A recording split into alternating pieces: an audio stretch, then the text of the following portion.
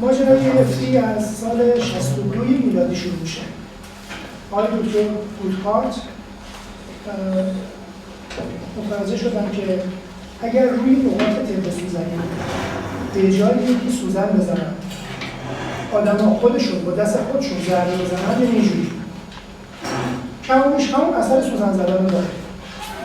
یه کشف جالبی بود از بابت اینکه خب سوزن زدن می‌بینید درد داره، ترس داره، مسائل بهداشتی داره، کار هر کسی نیست، اما همه میتونن ضربه بزنن. خیلی کار رو راحت کرد. یه 7-8 سالی گذشت، آقای دکتر دارموند روانشناس استرالیایی برای اولین بار اومد در طول تاریخ دنیا اومد این ضربه ها رو با جملات تأکیدی مثبت همراه کرد. یعنی گفت وقتی ضربه میزنیم مثلا بگیم حالا خوبه، خیلی سالمم، امثال این حرفا. روانشناسی و طب سوزنی برای اولین بار تو دنیا با هم ترکیب شدن و ایشون متوجه شد که اثرش از مجموع تک تکشون بهتره، یعنی اثر هم‌افزایی دارن، هم دیگه رو تشدید میکنن و اوضاع بهتر میشه. این سال 72 بود. رسید به سال 80 آقای دکتر کالاهان روانشناس آمریکایی، ایشون در این سال یه بیماری داشت، یه خانم نیازداری که شدیداً از آب میترسید، فوبیای آب داشت. به این معنی که اگه بارون میومد از خونه بیرون نمیرفت که نکنه مثلا یه جایی آب وایساده باشه. همون رفتنش هم اینجوری بود که یه پارچه کیس برداشت می‌کشید رو تنش.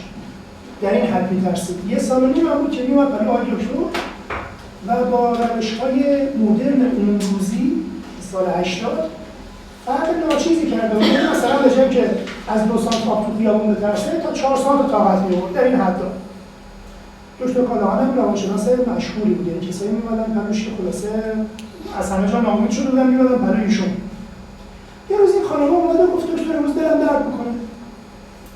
این آقای دکتر از اون کارهای اون 2 نفر قبلی خبر داشت. خودش هم علی مطالعه بود و داشت رو طب سوزنی مطالعه می‌کرد. اومد به نیت اینکه دل درد این خانم رو خوب بکنه اون نقطه مسیر شکم یکی از نقاط مربوط به مشکلات شکم تو طب سوزنی زیر چشمه. با دست خودش اینجا چند تا ضربه زد به نیت اینکه دل درد این خانم خوب بهتر بشه. یه دفعه خانم گفت دکتر تموم شد. بعدم مثلا پاشد رفت بیرون. دکتر چی تموم شد؟ چون رفت بیرون؟ این چجور رفتاریه؟ نشسته و سرش میشه وقت بهش گفتم که این خانم رفته دم استخر. زیر زمین مطالعه دکتر استخر بود. خانم رفته دم استخر. حالا از آب میترسی؟ شدید، خیلی شدید، رفته دم استخر. دکتر نگران شد. نکنه این خلاصه عقلش تکون خورده. بودو باشد رفت دم استخر. هول کرده بود. این خانم تا دکتر رو دید فهمید هول کرده، زد زیر خنده. فهمید که دکتر نگران میشه. گفت نگران نباش. حالم خوبه، عقلم سرش بشه. قصد پریدن تو استخرم ندارم.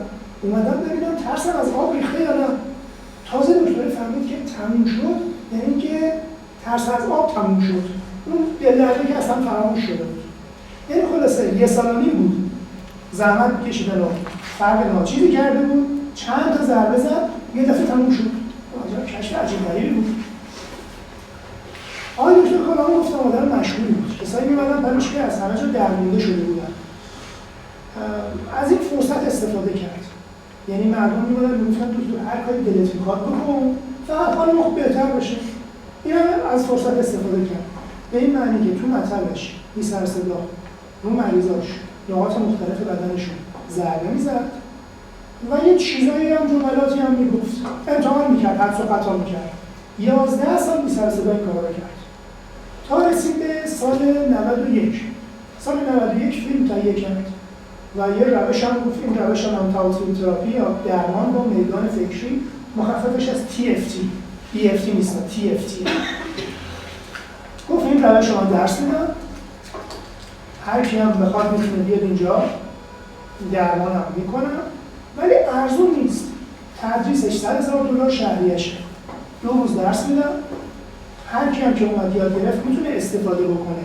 اما اجازه نداره درس بده. یه تعهد سفت و سختی هم میگرفت. هنوزم میگیره. هنوز داره این کارو میکنه. کسایی هم که رفتن $100,000 دادن، هنوز که هنوز راضی هم میگن میارزه به $100,000.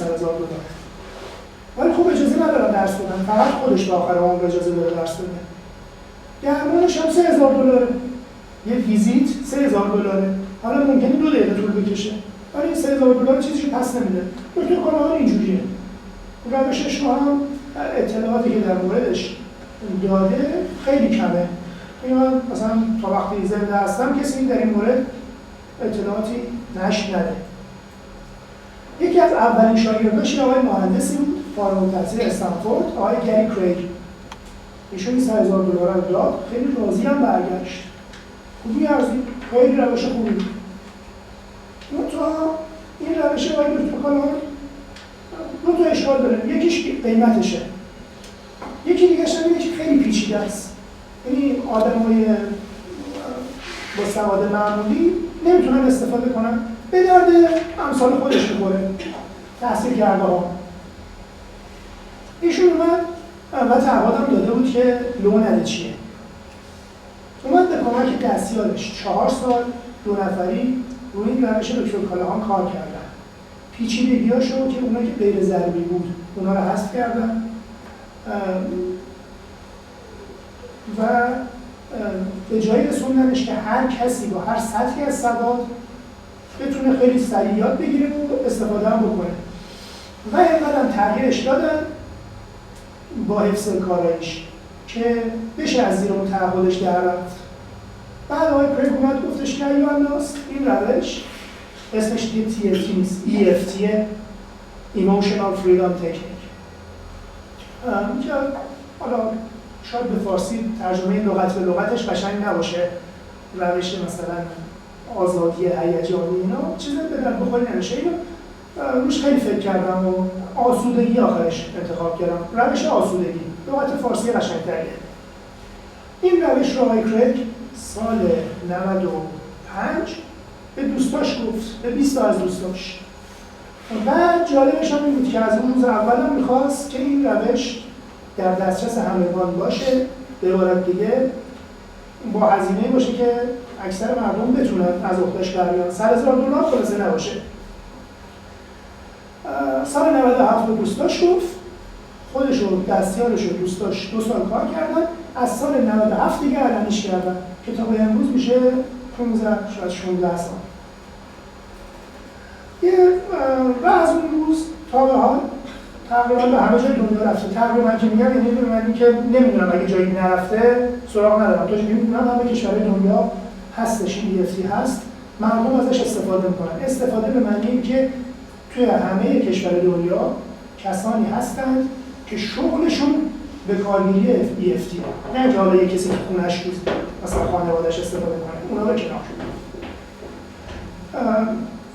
تو کشور همجوار ما تا جایی که میدونم هست، هم درس میدن، هم استفاده میکنن، استفاده حرفه‌ای هم میکنن. تخمینی که میزنن، حالا بعضی ها میگن افزون بر 100 میلیون نفر تا حالا از این استفاده کردن تو این 15 ساله. تو همه جای دنیا رفته دیگه. و نکته جالبش اینه که تا به حال هیچ کسی از بین این میلیون ها نفر نیومده بگه که EFT یه سر سوزنی حالا رو بدتر کرد. ببین معمولا روش‌های دیگه یه گوشه‌ای از بدن که درست می‌کنن یه جای دیگه احتمالاً مشکل دار میشه. تو EFT اینجوری نیست. سلام. و هایی هیچ مشکلی برای کسی معمولاً پیش نمیاد. تا به حال هیچ گزارشی مبنی بر اینکه کسی ناراضی باشه نرسیده. و بعید هم هستش یه روزی همچین اتفاقی بیفته. برای اینکه ما خودمون با دست خودمون رو بعضی نقاط بدنمون ضربه میزنیم و همزمان یه چیزی هم میگیم با این کارها بعیده بلایی سر کسی بیاد و تا به حال هیچ موردی گزارش نشده. هر جایی هم سوالی داشتید بپرسید، من این کلاس هیچ ابهامی توش نباشه، هرچی دلتون میخواد بپرسید. کتابی هم که آقای کریگ نوشت به همه زبان‌های زنده دنیا به درد بخوراش ترجمه شد، یعنی همه زبان‌های اروپایی و همه زبان‌های آسیایی از جمله فارسی. به همه زبان‌ها خلاصه کتابش موجوده. تو اینترنت هم هست، کتابش رو هم میتونید مجانی از اینترنت فارسیش رو بگیرید. از سایت EFT.ir میتونید برید کتاب رو بگیرید. کاربرداش جمع کاربردهای طب سوزنی و روانشناسی گفتم ترکیب این دوتا بود دیگه.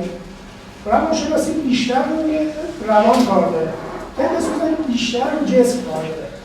ترکیب این دوتا جسم و روان دیگه و هشت بین این دوتا هست. در نتیجه میشه همه مشکلات آدم‌ها مشکلاتشون یا جسمی یا روانی دیگه بالاخره.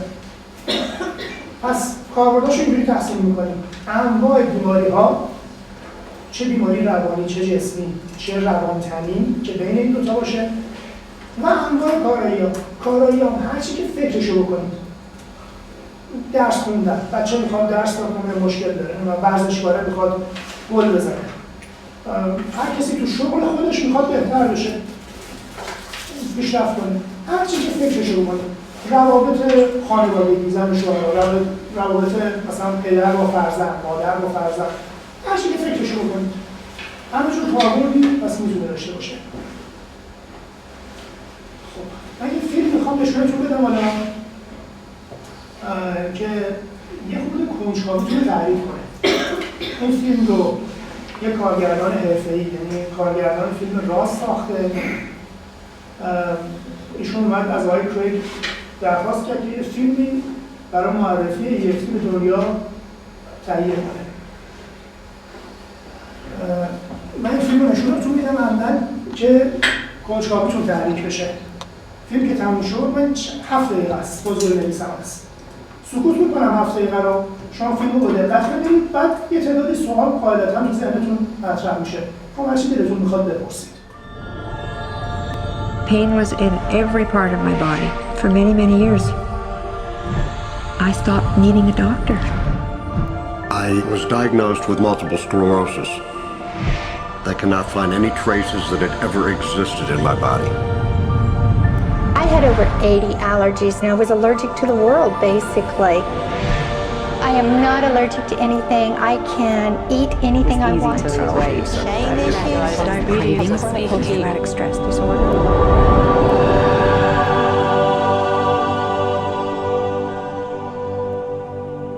EFT stands for Emotional Freedom Techniques, and it's an emotional version of acupuncture, except we don't use needles.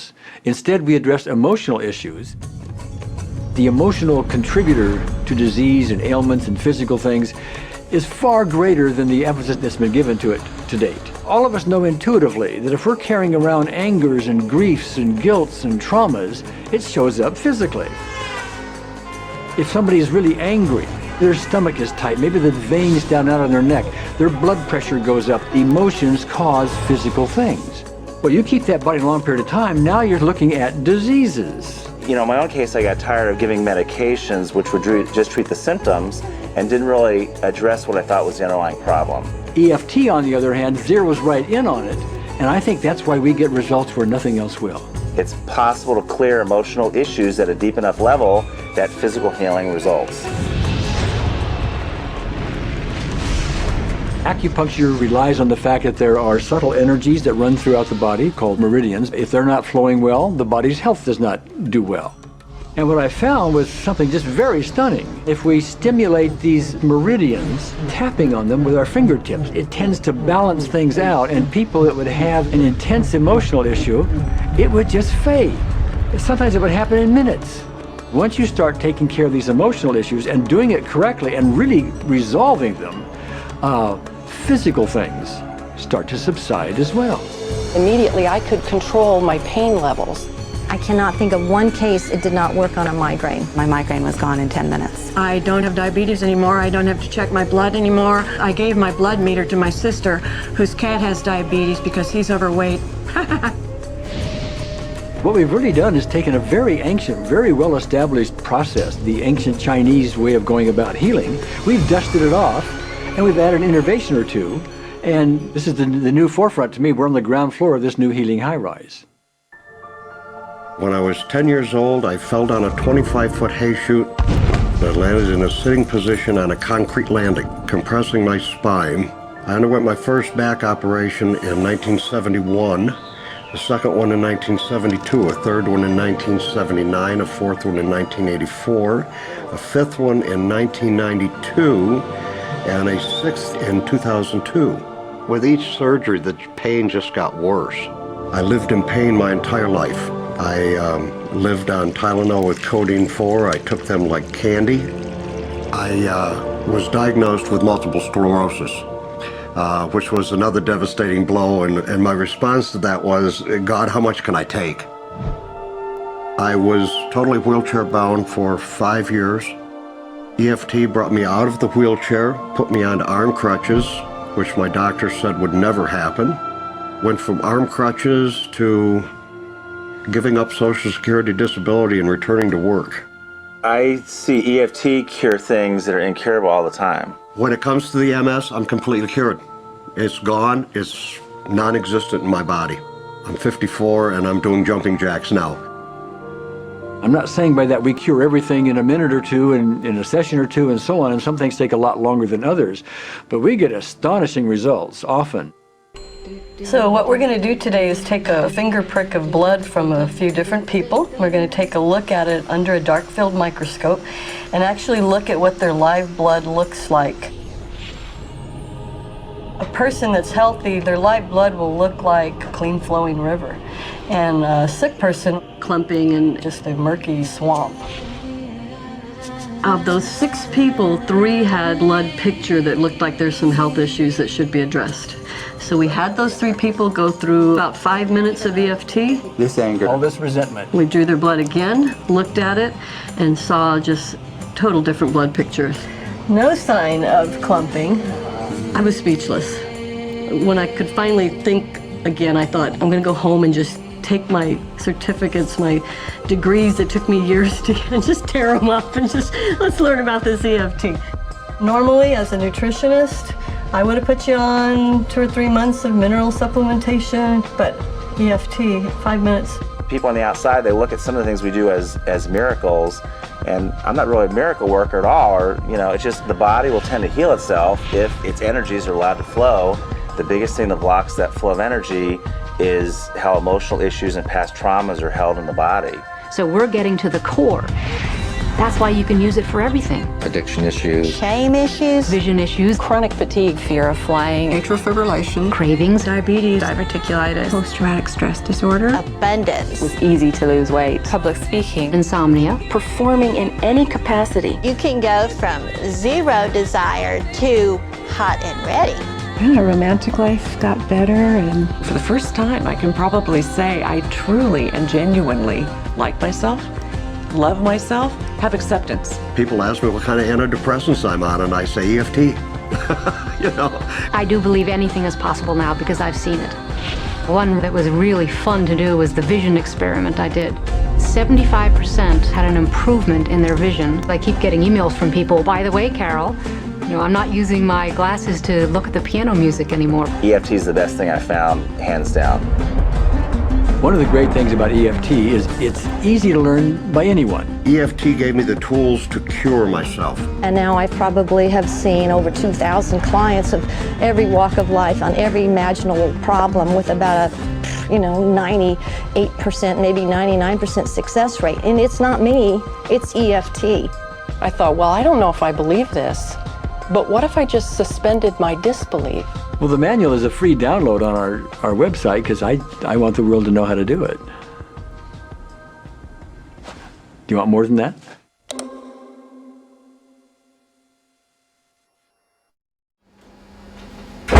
تو ایران آقای فروغمند حالا این کلاس چند نفر برگزار شده؟ کلاس چه میزان از این افراد در واقع توی مملکت ما برگزار شده؟ کلاس که بالای 100 نفر تو کلاس برگزار شده.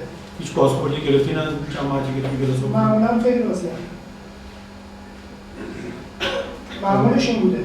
من نشونم کسی بگه که نمونه امریکاییش بود و از جامعه خودمون چی داریم؟ هیچ فرقی نمی‌کنه.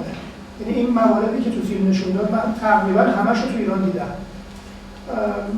اثر فرهنگی اصلا نداره، یعنی فرهنگ ما و اونا فرق می‌کنه، هیچ تأثیری روی قضیه نداره.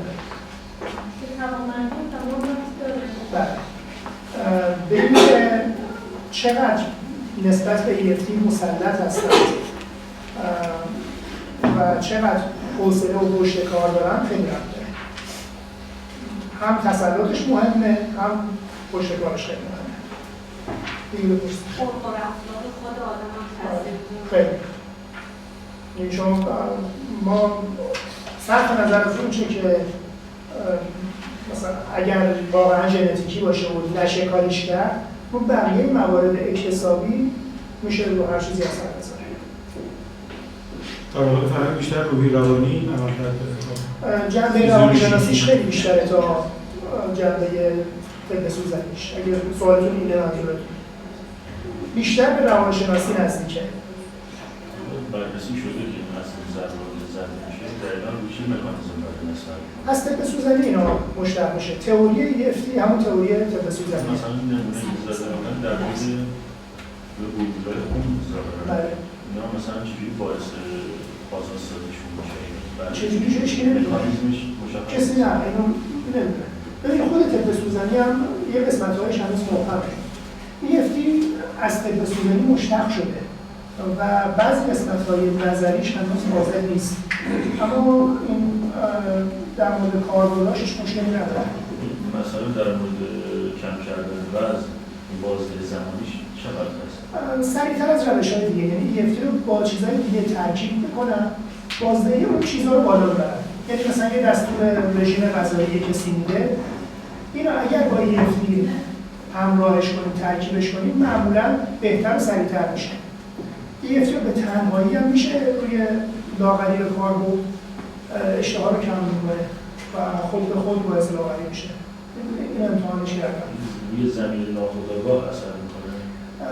میگم در ادامه. مثلا روی این که من چرا میخوام بیشتر از نیازم بخورم کار میکنه. من اگه به اندازه نیازم یا کمتر از نیازم بخورم لاغر میشم دیگه. ولی معمولا یه خورده بیشتر میخوریم در نتیجه چاق میشیم.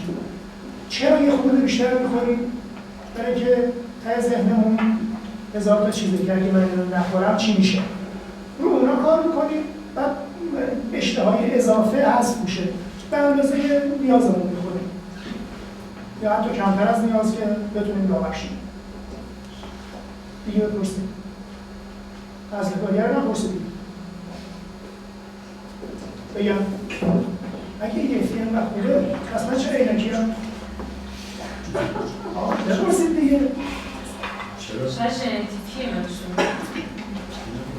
آره پدر مادرم اینکی بودن. ولی حالا همه کانسیپتوارم سر چه نمیشونیم. ببین من نزدیک 30 سال عینک میزنم. خیلی قبل از EFT شروع شد. اما EFT اون مسائل جسمی که بیشتر جنبه روانتنی دارن رو اونا سریع جواب میده. این به قول معروف عصبی هستند. اما اون مسائل جسمی که نمود جسمی دارن، یه گوشه در جسم بالاخره تغییر شکل پیدا کرده، رو اینا زمان میبره. و من این رو هم باید انصاف بدم دیگه. کارم جوریه که حداقل روزی 10 ساعت نگاه میکنم به مانیتور کامپیوتر و همین که بدتر نشه خیلی هم راضیم. از وقتی با EFT آشنا شدم بدتر نشده، یه خود بهترم شده. قبل از EFT دائما سال به سال بدتر میشد. حالا سال به سال که اقراق بدتر میشد. 20 سال بدتر و بدتر شد تا به EFT رسید. از زمان EFT یه خود بهتر شده اوضاع. و همین که بدتر نشه کلاهو میندازم هوا.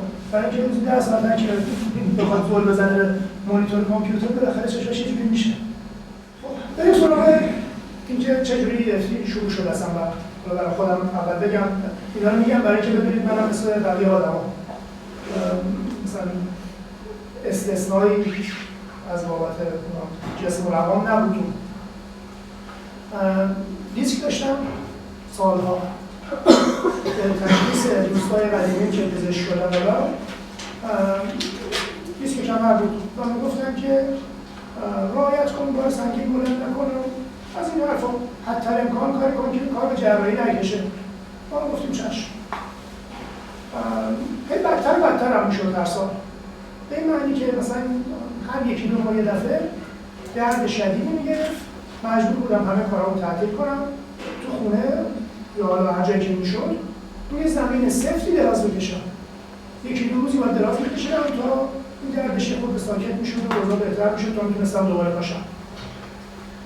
بعد یه روز رفتیم سفر. حدود 10 سال پیش، سال 81. اواخر پاییز 81 رفتم کارخانه سیمان هرمزگان و یه عده‌ای هم دنبالم بودن، بایستی سفر مثلا کاری بود، باید نشون بدادیم کارخانه رو بهشون.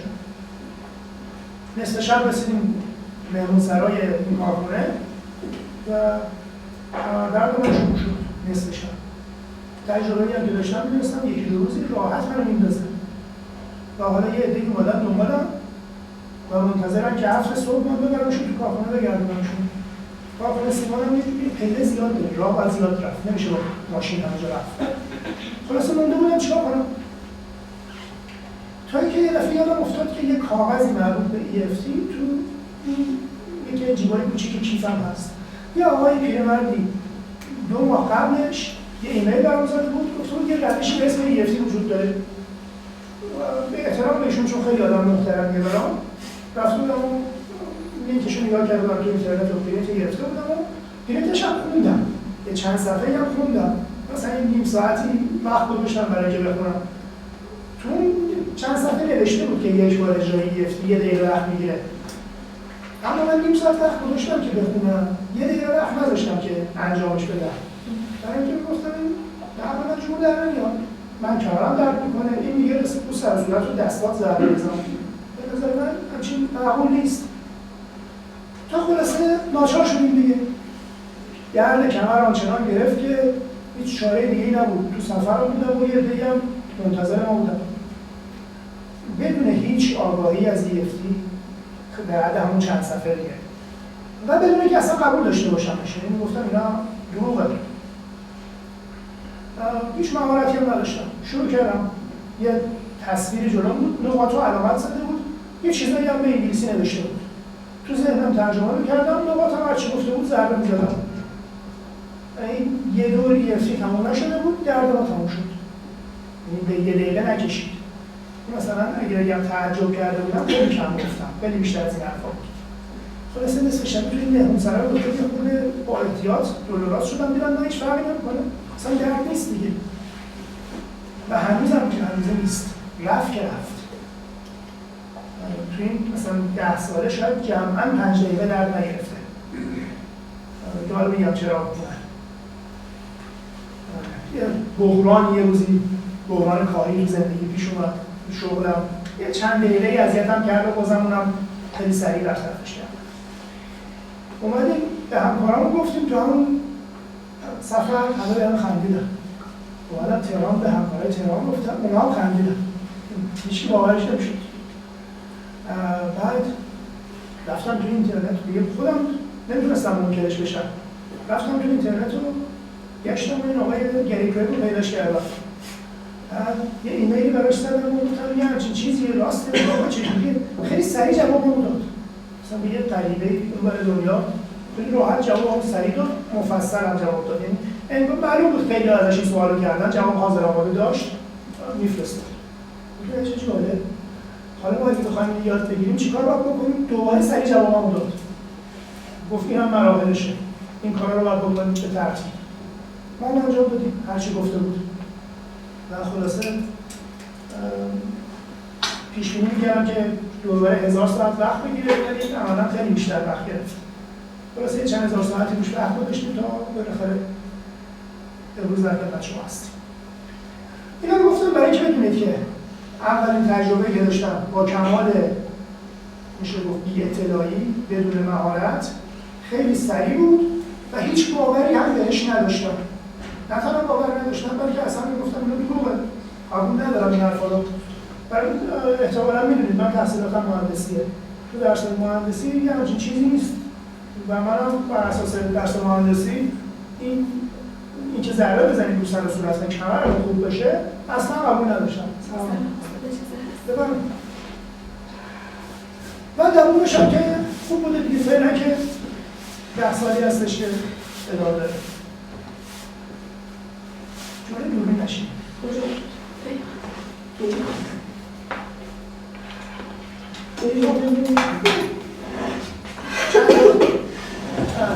شرط داره استفاده از EFT. مثل هر روش دیگه‌ای که برای بهبودی استفاده میشه، این شرط‌ها رو سعی می‌کنم سریع بگم تا بریم سراغ اصل مطلب. اولین شرطش اینه که اگر میخواید روی کس دیگه EFT رو انجام بدید، اون آدم باید به شخص شما و نه به EFT اعتماد داشته باشه. یعنی بایستی مطمئن باشه که شما نمیخواید سرش کلا بذارید. شما میرید دکتر، اگه به خود دکتر شک داشته باشید، اگه دارویی بده، درمانی بده، انجام نمیدید، نمیخورید دارو، اگه بخورید هم جواب بدید. اینو من امتحان کردم، تجربیات خودم رو میگم برای اینکه بدونید که واقعا نمیشه بدونید. من پسر کوچیکم یه زمانی 2 سالش بود، شیطنت میکرد شبا، نمیخواست بخوابه، نصف شب میخواستیم بخوابیم، این میخواست بازی کنه. بعد ما هم EFT یاد گرفتیم و دلمون خوش بود که یه روش خیلی جدید و خوبی هست. اومدم اون نقاط EFT رو بدن این ناز کردم. من چه پسر خوبی داری، مامان بابا تو رو دوست دارن، تو پسر خوبی هستی، ناز کردم. و این خیلی سریع بچه آروم شد، ظرف مثلا 1-2 دقیقه بعدش هم خوابید. ما میگیم به عجب روش خوبی پیدا کردیم. یه بچه رو که مثلا دیوار راست رو بالا بره، اینو میشه خوابوندش. این هر شب همین قصه ادامه داشت و خلاصه شب بعد که دوباره بچه میخواست شیطنت کنه، مادر اشاره کرد که اینو بخوابونش. ما دوباره این کارا کردیم، دوباره بچه خوابید. عجب چیز جادویی پیدا کردیم. شب سوم چهارم فهمید و به زبون ناقص 2 سالگی خودش برگشت گفت نمیخوام بخوابم. فهمیده بود دارم خلاصه‌اش میذارم. و از اون به بعد هر کاری کردیم نشد که نشد. این خلاصه اگه من سر بچه خودم رو نتونم کلا بذارم، سر آدم بزرگ بالغ غریبه‌ام نمیتونم. اگه کسی به شما اعتماد نداره ولش کنید. بدتر میشه، بهترم نمیشه. خودتون چطور؟ خودتونم اعتماد نداشتیم به چطور به خودم اعتماد داشتم، به روش نه. اصلا احتیاجی نیست کسی به EFT اعتماد داشته باشه. اکثرا هم ندارن. یعنی اگه شما یه غریبه‌ای بگید که من میام یه روش جدید میخوام مطرح کنم، خب این چیه؟ من نمیدونم روش چیه. ببینید امتحان کنید. اما باید به شخص شما اعتماد داشته باشه. شما رو فکر نکنید که برید کلا سرش میذارید. اگه اینو رعایت بکنید تازه میشه شروع کرد. اگر هم اعتماد نداره برش کنید. بهتر نمیشه، بدتر هم احتمال نمیشه. این اولین شرط. این برای هر روش دیگه‌ای هم که توی بهبودی به کار میره، اینم باید رعایت کنید. دومی که پاتون از گریمتون درازتر نکنید. تابع عقل سلیم باید باشید. بارها اومدن به من گفتن که آقا اصلا فلان